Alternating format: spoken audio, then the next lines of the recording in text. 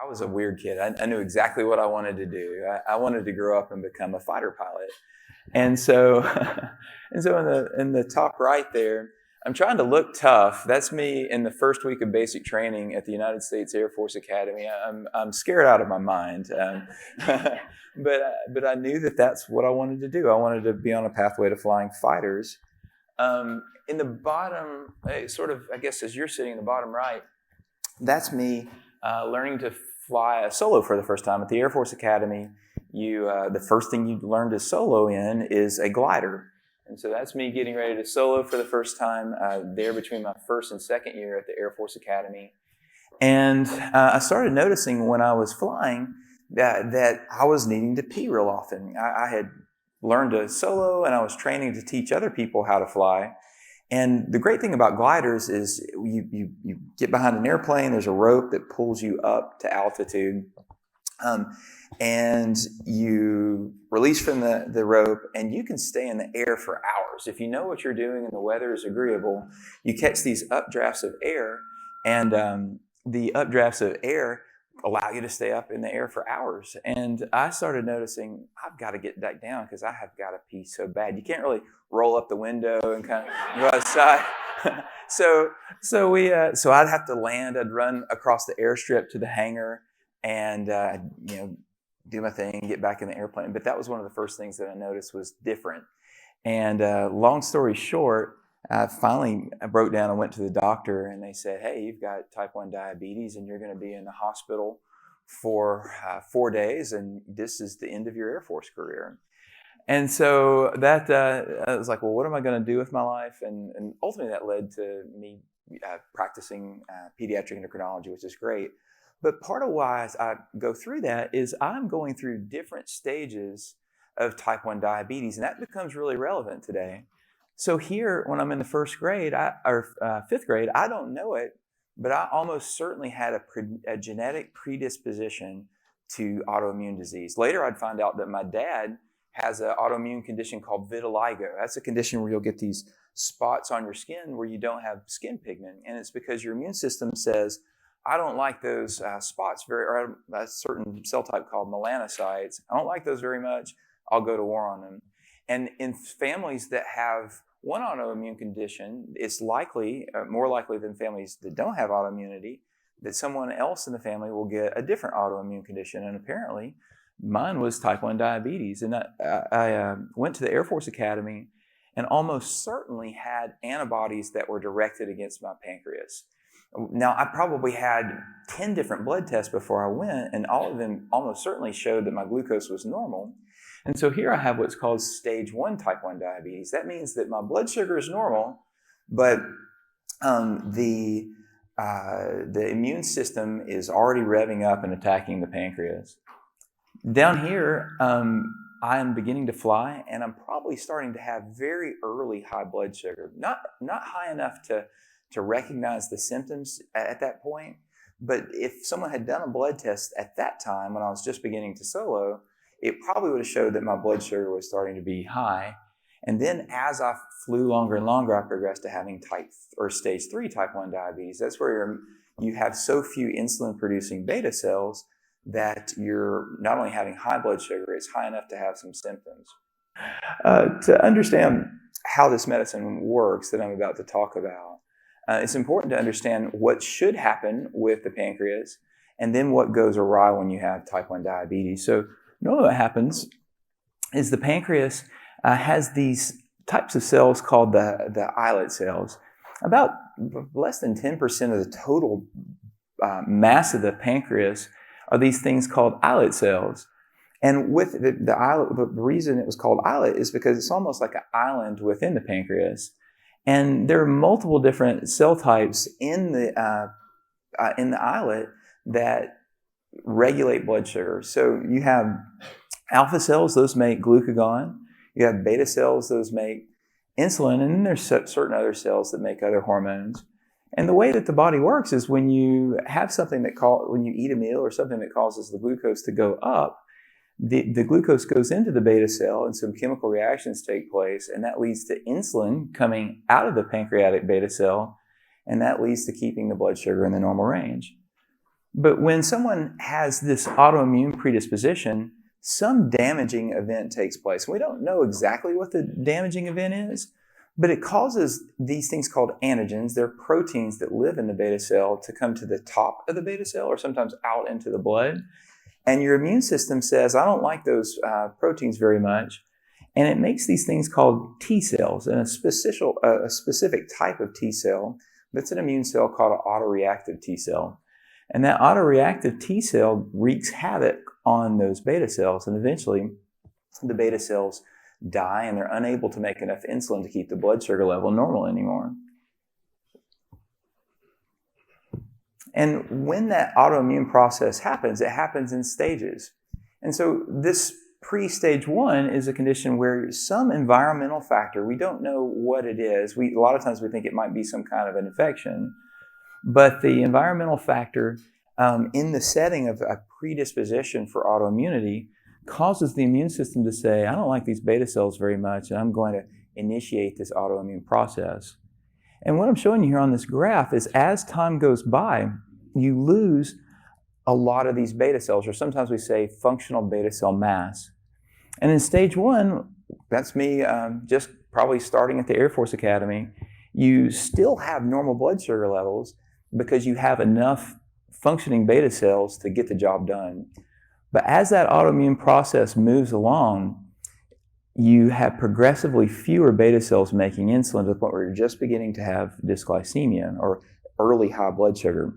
And stage 2 is where we're going to talk about treating type 1 diabetes in just a moment. Well, stage 3 is where we work in the type 1 diabetes space with our therapy now. This is where you have so few insulin-producing beta cells that you can no longer maintain glucose at a normal level. And everything we do so far up until this point is being done in stage 3. And that's been the case for over 100 years now. The discovery of insulin 100 years ago was remarkable. It was one of the truly miraculous events in the history of medicine. You had patients with type 1 diabetes who were going to die, and Banting and Best at the University of Toronto isolated insulin from dog experiments, and within a few months, they were giving insulin to people with type 1 diabetes, saving their lives. And over the course of the next 100 years, everything that we've done to try to improve the lives of people with type 1 diabetes has been done in this stage 3. Whether you're talking about modulating the insulin to let it last longer, which is what NPH was after World War II. Then a lot of the movement was, hey, we need to be able to monitor glucose a little bit better.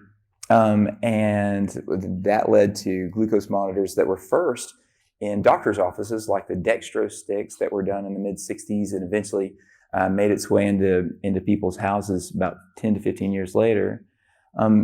We had the advent of insulin pumps in the early 80s.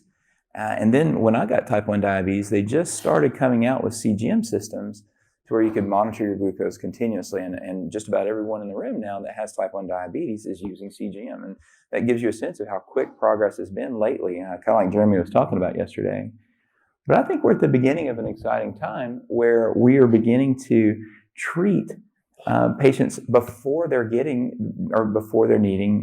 insulin. And that's what I want to talk about a little bit more. The medicine that I'm talking about is called Tzield. And Tzield is a monoclonal antibody. That's a word that gets thrown around a lot, monoclonal antibody. What that means is that we can manufacture antibodies that grab onto one specific protein in the body. And in the case of Tzield, the protein is this protein called CD3. It sits on the surface of these T cells that I'm talking about. And it binds specifically to this CD3 protein on the T cell. And when that happens, we say that it modulates the way that those T cells are working. And the way that I'd like to try to explain it is that it retrains the T cells to stop attacking the beta cells. So the beta cells are there, and what Tzield is doing is it says, hey, let's leave these beta cells alone. The way that it does that is it says, I'm going to encourage the body to produce a certain type of T cell called promoter T cells, regulatory T cells. And I'm going to tell the body, hey, let's not make as much of these cell types called effector T cells. So effector, if the T cells are the mafia, effector T cells are sort of like the muscle end of T cells. They're the ones that are wreaking havoc. So you're retraining. You're creating an environment that's more tolerant of the beta cells when you're giving Tzield. Well, how is Tzield given? Tzield is given as a 14-day IV insulin infusion, or IV infusion, not insulin, but an IV infusion. And what's done is you put in an IV, and for 30 minutes this medicine is given, and then you observe your patients for about an hour after that to make sure they don't have any reactions to it. One of the things that we've learned in the research that led to Tzield being approved by the FDA is that if we give some medicines before we give the Tzield, things like NSAID to avoid having fever, things like an antihistamine like Benadryl to prevent having a lot of the rashes that you'll see sometimes with monoclonal antibodies. An antiemetic, that helps you not feel nauseated. We give Zofran before giving Tzield. We find that if we pre-treat our patients who are getting Tzield, it can help reduce the number of side effects. And another thing that we do is we start out in the first few days giving a really low dose of Tzield so the body can kind of become acclimated to it. So you see here in the first day, we're only giving 65 micrograms per meter squared, but in the first 4 days, that ramps up quite a bit to where we're giving a pretty big dose here in the second week. And we find that that really helps this drug be more tolerated. Now, I think one of the most important slides is the one that I'm going to go through, and I apologize to people on this end of the room. I'm going to talk through this graph, and we're going to work our way from left to right, okay? And what the graph is showing you is how quickly people are progressing from having stage 2 type 1 diabetes, where they don't need insulin, to having stage 3 type 1 diabetes, where they do. Okay, so this red line at the top, that represents people who've got Teplizumab in a clinical study that was done. And the black line represents people who received a placebo in the clinical study. And as we move from from left to right on the x-axis, we're going forward in time. This is just saying, hey, we're observing these people and looking for whether or not they're going to progress to having stage 3, whether or not they're going to progress to needing insulin. And as we move from high to low on the y-axis, we're moving from people that are in stage 2, and as we go down, they're progressing to having stage 3. They're progressing to needing insulin. So let's look at what happens after Tzield is given. So in the first 6 months, everyone's the same. Both groups have no one progressing to stage 3 type 1 diabetes yet. But what I want you to notice is at somewhere around 6 months, you get a sharp drop in the placebo curve. What's happening here is that about 30% of people are needing to take insulin at the 12-month time point. And on the other hand, when you look at people who got the Teplizumab, only about 10% of the people needed Teplizumab in those first 12 months. Then as time goes by, what you notice is once you get to 24 months, 2 years after the Teplizumab is given, about 50% of people who did not get Teplizumab, who got the placebo, 50% of them are taking insulin and 50% of them are not. And by comparison, you have to go out to somewhere between 48 and 60 months, somewhere between 4 and 5 years among the patients who received Teplizumab to where you're reaching that 50-50 breakpoint, where 50% of people are needing insulin and 50% are not. And at the end of the study, which went 72 months, what they found was that nearly 50% of people who had Teplizumab still didn't need insulin, compared to only about a little less than 25% of people who had placebo were needing insulin. And so I think, as I think about whether or not this is a beneficial medicine to a group of patients, I say, hey, if I had a group of 100 patients and they all got Teplizumab, I would expect for half of them to still not need insulin somewhere 4 to 5 years after getting this medicine. And by comparison, if I had a group of 100 patients who did not get the medicine, I would expect for half of them to need insulin in about 2 years. That's kind of how I think about it. Now, one of the things that I think we're going to learn in the next 2 or 3 years is who's more likely if they get Teplizumab, to still progress to needing insulin quickly. And in those patients, what can we do to help them get even longer? And I think we'll also find out who are the patients that are going to derive the greatest amount of benefit. Who are the people that are going to be still insulin-free 6, 7, up to 9 years after the medicine is given. So that's what I think we're going to be learning about in the next few years. So those are some of the benefits to teplizumab. Let's talk about some of the potential risk. One of the things that we see very commonly is this thing called lymphopenia, or that just means that the number of white blood cells, the number of immune cells in the blood are getting low. And we find that over 3/4 of patients will have a low white blood cell count. It's usually happening 5 days into the teplizumab infusion. And that's expected. We expect that. We're giving a medicine that's retraining the immune system. And we don't think it's that we're suppressing the immune system like you might have with, say, chemotherapy. Here what we think is going on is white blood cells migrate, so to speak. The ones that live in the blood go and take a vacation in the lymph nodes and hang out there for a few days. And in the dominant majority of cases, by the time the Tzield infusion is done, those people have white blood cell counts that are back up to normal. Another pretty common thing that we see is a skin rash. It's usually on the hands, sometimes it's on the trunk. It's just this red rash that itches, sometimes it burns a little bit.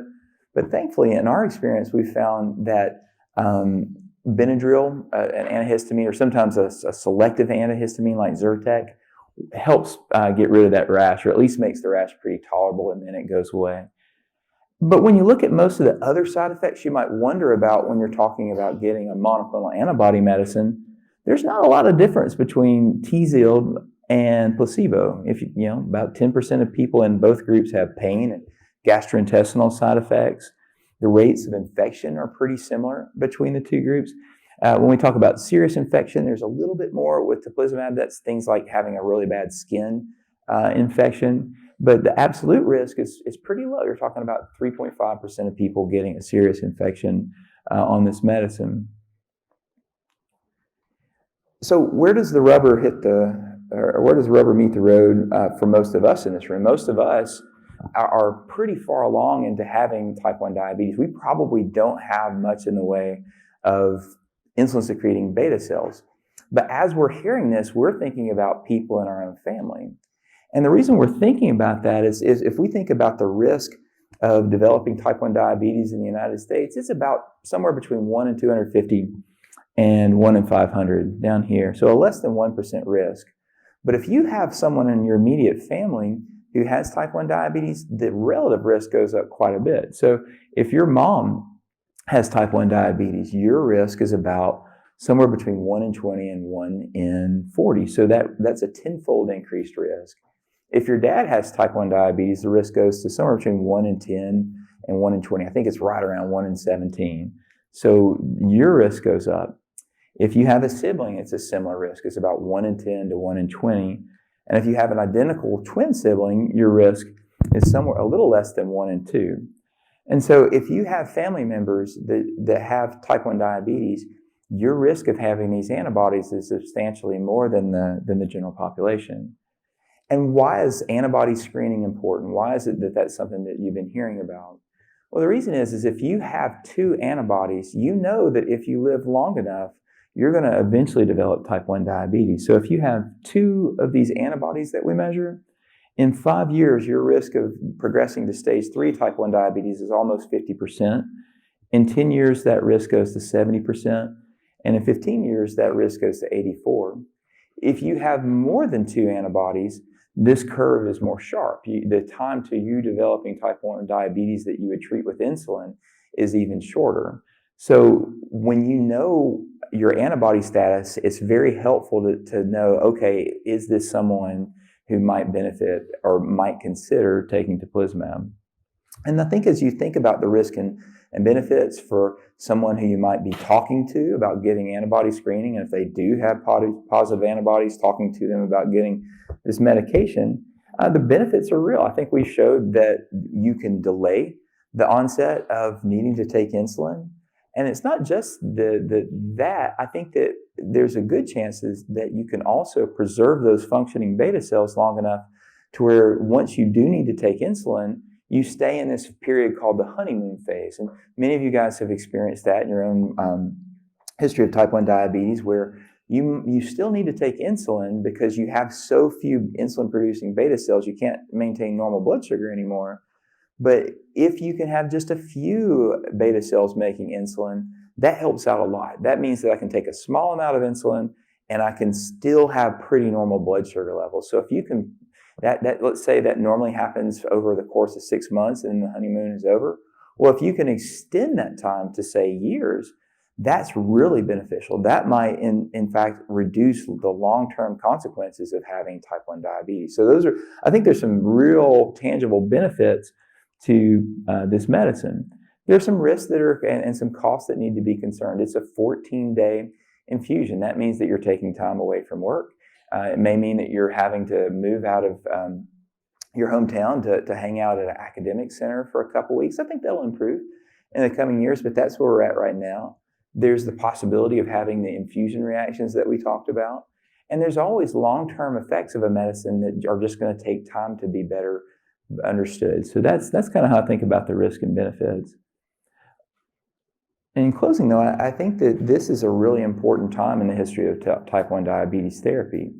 I think that we're progressing into an era where not only are we going to detect more and more people who are in stage 2 type 1 diabetes who will benefit from not just Teplizumab, but from other monoclonal antibody therapy, but I think that there's a good chance that when we identify someone with stage 3, that if they get this medicine early enough in that process of developing type 1 diabetes, they would benefit from this drug too. So I think we're moving into an era where this is a way that we will commonly treat early type 1 diabetes. And I think that's very promising, and there's a lot to be optimistic about.